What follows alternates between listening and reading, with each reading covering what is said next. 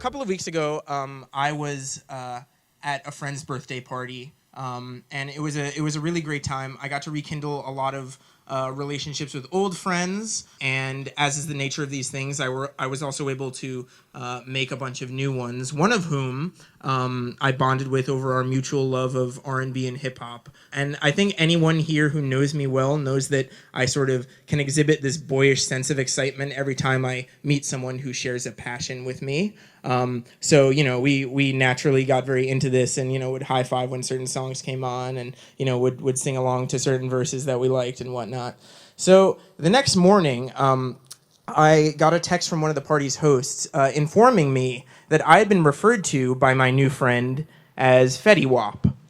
Now, for those of you who don't know who Fetty Wap is, he's an up-and-coming rapper and singer who, even if you don't know the name, you definitely know the songs. If you have lived in the United States for at least a day over the past year, then you are definitely familiar with this repertoire. This was not new for me because I had been referred to as Fetty Wap before, and this wasn't. I wasn't really insulted either. To be quite honest, it's more of a compliment than a dig. But I was still happy that I'd been informed.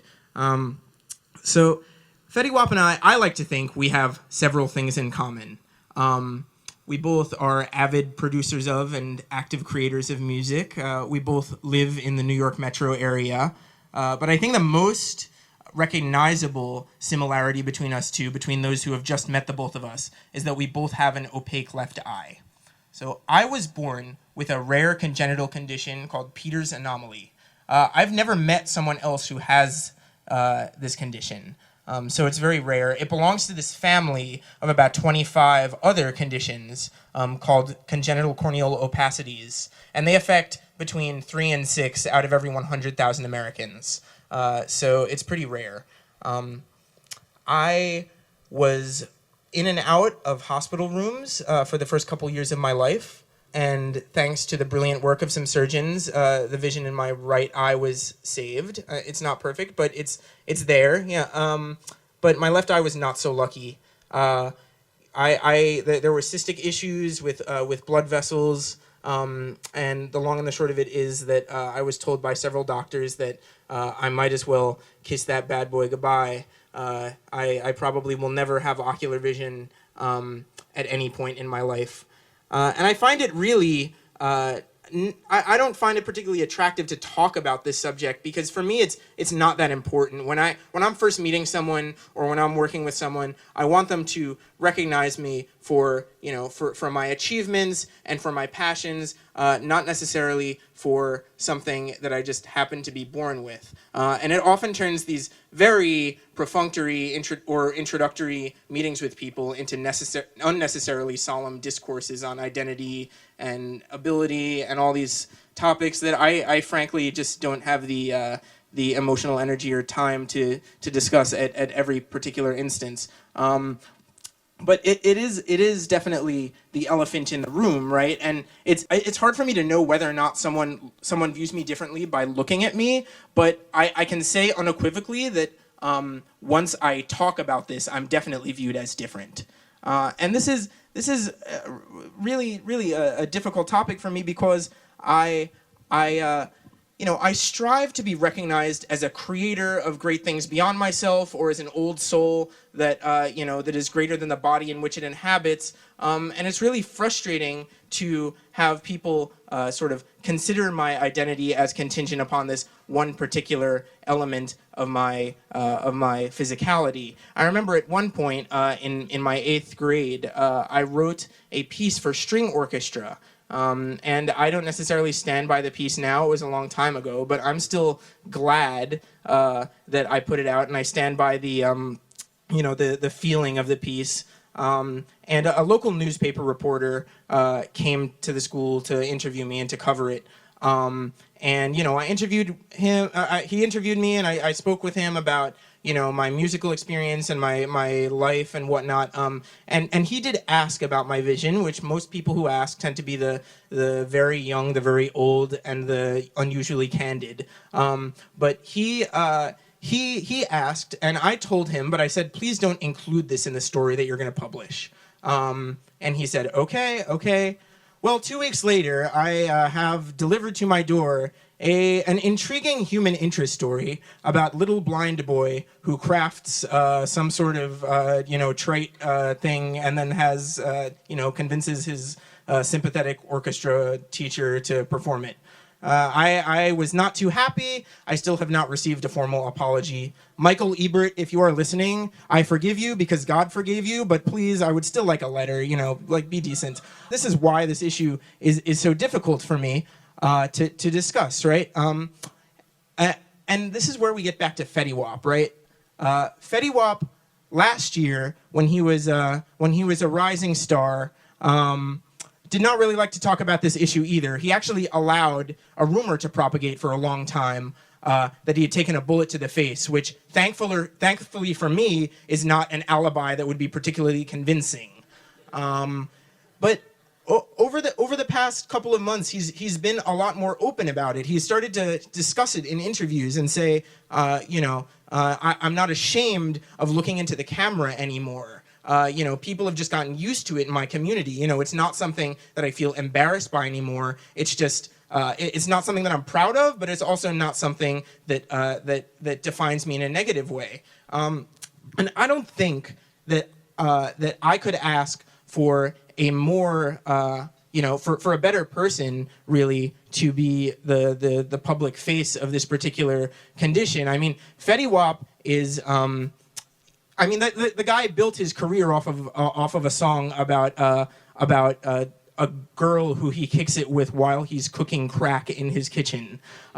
It doesn't get more heartwarming and heartbreaking as that, right? And this is like the fundamental dialectic of like really American music, and if you want to be generous, the American experience overall, right?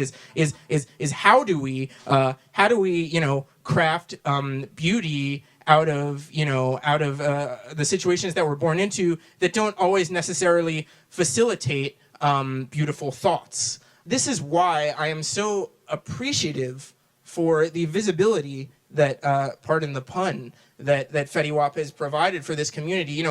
Most of my time I do not discuss disability issues, but I am interested in policy, and a lot of what I'm really interested in is facilitating direct democracy in the communities that I belong to. And that might be through facilitating participatory budgeting at CUNY, which is a measure that allows students to choose how a portion of the public budget is spent, right? Or it could be through facilitating worker cooperatives, businesses that are employee-owned and democratically managed.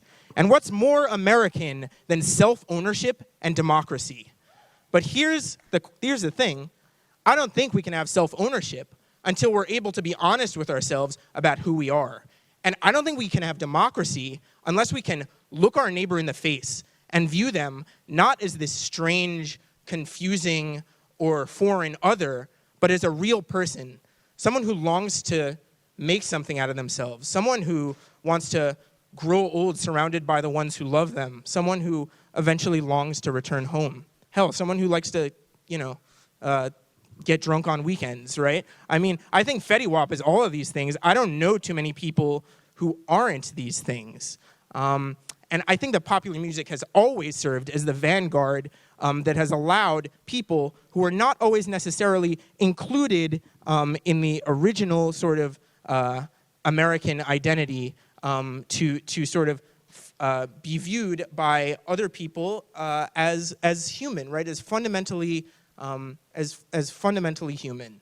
And I think that is why Fetty Wap is important, not only to me, but to America.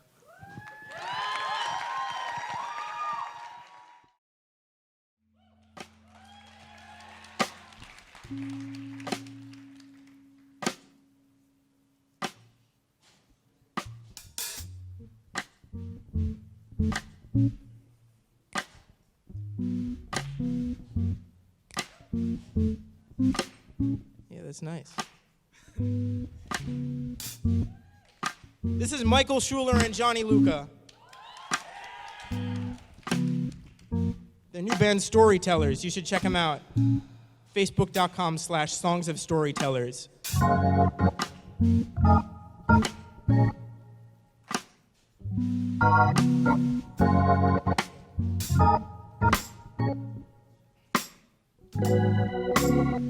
I'm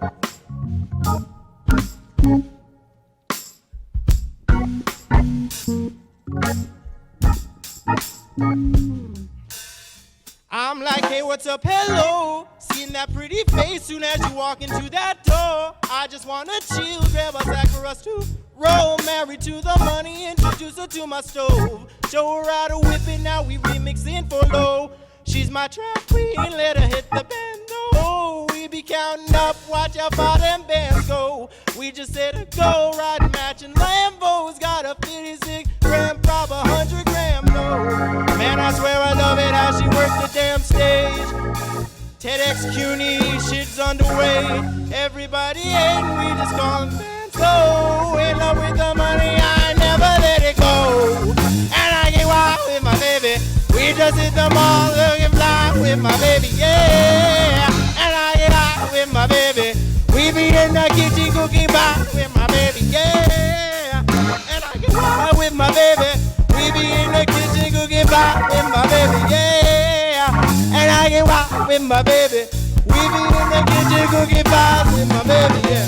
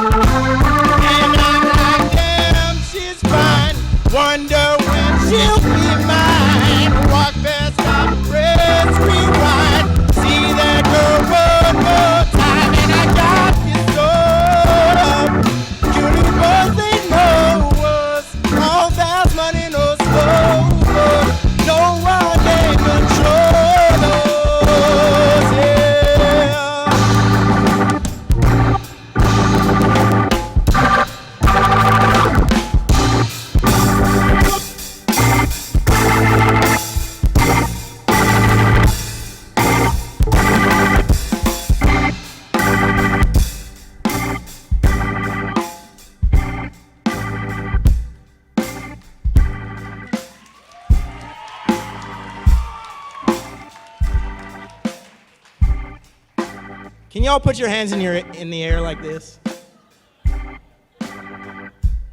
I'm serious.